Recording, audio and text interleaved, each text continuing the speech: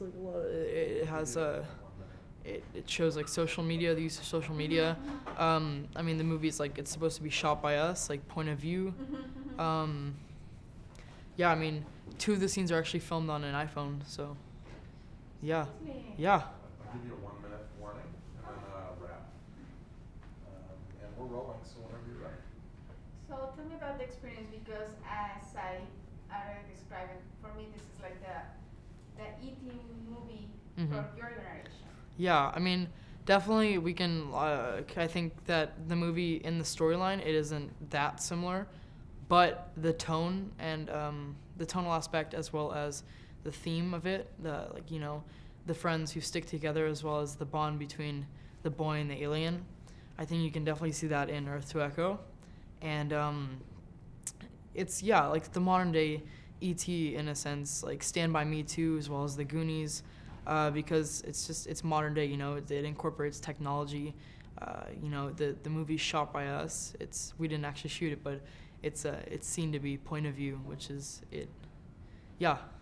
But it's also part of the new way of communication, of technology as a bridge of communication, but not the lack of. It's not like a substitute for the friendship. Yeah. What's the main point here? I mean, you can definitely see the technology and the way like we use GoPros in the movie.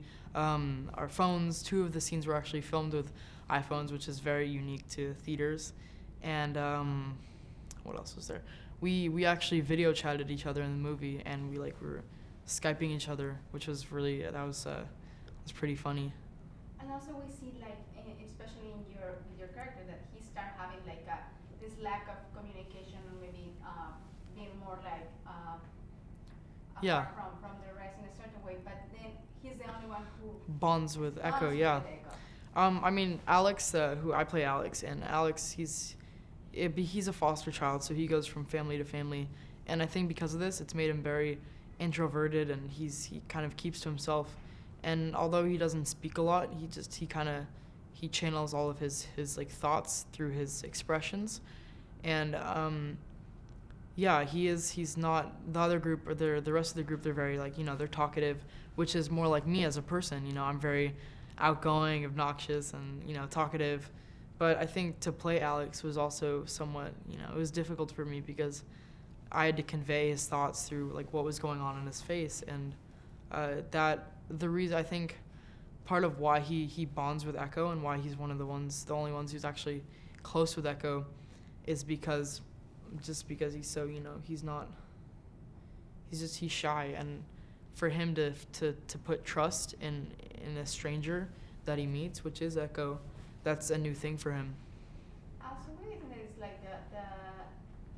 the first message, of the most important message of the movie? Not talking about, maybe not technology, but also that maybe we are not alone. That's going to be one of the huge. Yeah, no, I mean, I think it was fun to film the movie because I think that there are aliens somewhere out there. So to be able to do this was kind of like an eye opener, to after all the CGI was done, you could kind of picture that he echoes somewhere out there. So, maybe there is an Echo out there. And also it's very specific, seeing the movie, maybe we the parents or the uncles or the aunts, we don't, maybe we don't laugh in certain scenes, but we see that the younger generation is oh my god, they're laughing and they're Definitely. How do you think that is the connection with your generation with this movie? I think that, for adults that are going to see the movie, I think that it's kind of going to be like a throwback to the originals, like we talked about, like E.T., Goonies, Stand By Me.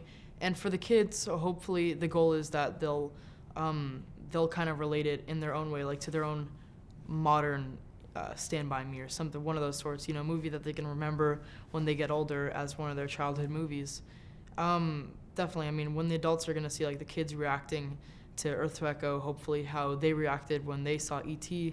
and the Goonies and those movies, that's the dream that we can only hope for. And the group in particular is the misfits, the one that doesn't have a place in school, so they bond because of this characteristic. Yeah. And at the end, we also have the beauty queen in a certain way, the popular girl in the school. So it's we're not different at all. We are always looking for a connection, even if it's Yeah. from this world to another galaxy. I mean, like you said, we're the misfits of the school. I think that kind of brings us together. I'm the shy one. Reese, who plays Munch, he's a weird kid, and then there's Tuck, who's just he's very outgoing with his camera and stuff, but he's one of the weirder kids, and that just brings us together. And like you said, when Ella, who plays Emma, the super popular she plays like the super popular, mean, like beautiful girl. When she comes in, I think that's definitely like a surprise for us, because I'm not gonna spoil anything, but it's very interesting what happens. Why do you think that it's like the most attractive thing on the movie? Like for viewers, you think? For viewers. I think that a lot of viewers are definitely gonna enjoy the CGI, what we did with Echo, and I think they spent a lot of time on creating.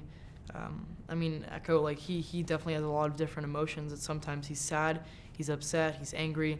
And besides Echo, there's also a lot of other CGI, including, I'm not gonna say anything, but the something related to spaceships. And in the trailer, you can see the truck that like disassembles and then comes back together. I think people are gonna enjoy that a lot.